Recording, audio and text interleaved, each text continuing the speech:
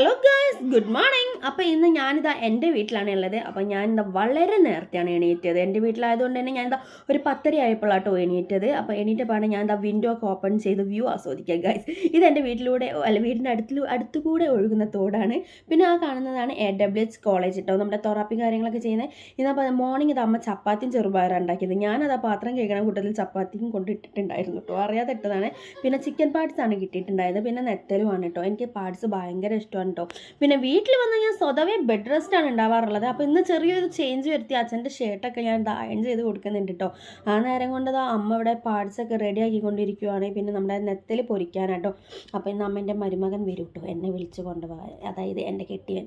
അപ്പോൾ അതാ വേഗം പിന്നെ അതാ മഴ പെയ്തിട്ടു ഗായ്സ്. അപ്പം അല്ലൂട്ട് അതാ കൊടയുമായിട്ട് മുകളിലോട്ട് പോയിട്ടുണ്ട് കേട്ടോ.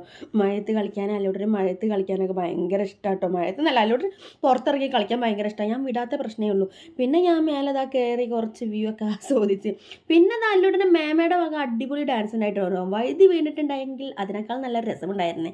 പിന്നെ അതാ കുറേ നാളുകൾക്ക് ശേഷം എൻ്റെ അനിയത്തി കുളിച്ചിട്ടുണ്ട് ഗൈസ്.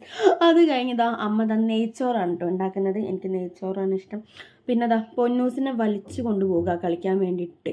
അല്ലതാ വീട്ടിലെത്തിയ പിന്നെ നല്ല കുഞ്ഞു ഭാവിയാണ്. അപ്പോൾ അവൾ ആദ്യം കിടന്ന ബെഡ് ഉണ്ടാവുമല്ലോ, ബെഡിൽ കിടക്കണം, ആ ടർക്കി വേണമെന്നൊക്കെ പറഞ്ഞ് അമ്മനെ കൊണ്ട് മേലേന്ന് ബെഡും ടർക്കിയൊക്കെ എടുത്ത് അതിൽ കളിച്ചുകൊണ്ടിരിക്കുക കേട്ടോ.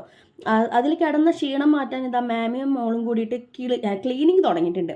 അപ്പോൾ എനിക്ക് നമ്മുടെ നെയ്ച്ചോറ് റെഡി ആയിട്ട് പോകും. പിന്നെ അത് നമ്മുടെ തൊട്ടിലും കൂടി വലിച്ചു കൊണ്ടുവന്നിട്ടുണ്ട് കേട്ടോ.